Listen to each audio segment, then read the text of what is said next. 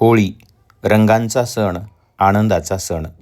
पण ग्रामीण भागात होळी म्हणजे फक्त सण नव्हता, तर मातीचा सुगंध, नात्यांची ऊब आणि एकतेची परंपरा.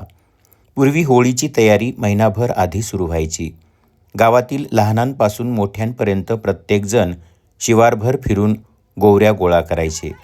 कधीकधी बैलगाडी लावून हुडवेच्या हुडवे आणले जायचे. कोण श्रीमंत, कोण गरीब असा भेद नव्हता. गावातील सगळे एकत्र येऊन होळी उभी करायचे.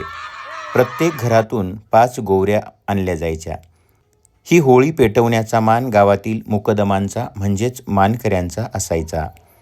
हलगीच्या तालावर वाजत गाजत मानकरी होळीकडे पूजेचं ताट घेऊन येत. त्यांच्याच हस्ते होळीची पूजा करून होळी पेटवली जायची.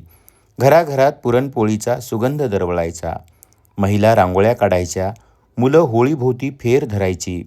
त्या ज्वालेत फक्त लाकूड जळायचं नाही, तर मतभेद, राग आणि वाईट विचारही जळून जायचे.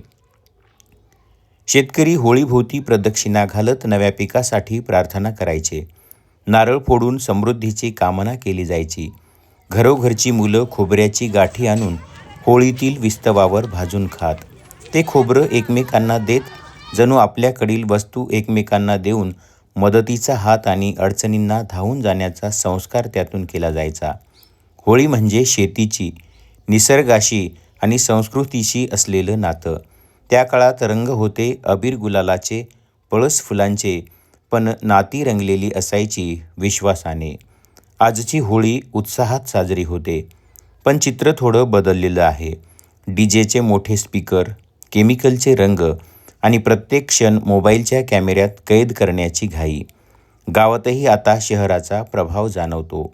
एकत्र येणं आहेच, पण साधेपणाची जागा थोड्याफार दिखाऊपणाने घेतली आहे.